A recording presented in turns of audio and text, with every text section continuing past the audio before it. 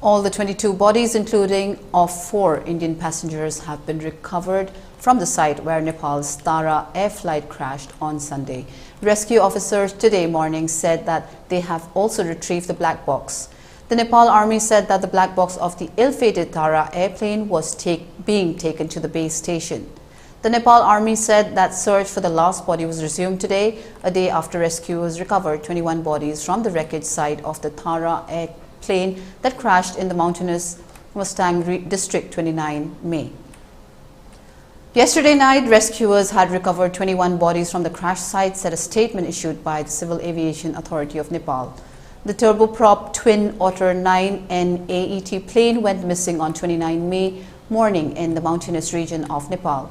The Canadian-built plane took off for Jomsom from Pokhara at 9:55 a.m.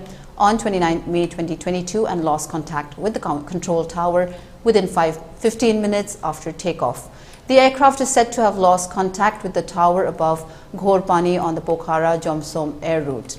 Usually, the flight between Pokhara to Jomsom, a popular tourist town in central Nepal, takes 20 to 25 minutes.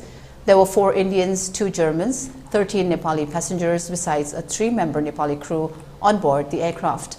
Civil Aviation Authority of Nepal yesterday said that 10 bodies were brought to Kathmandu, while 11 bodies were taken to the base camp from where the rescue operation is being coordinated.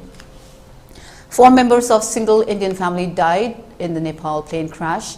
The Indians who died in the Nepal plane crash were from the same family and were residents of Thane in Maharashtra.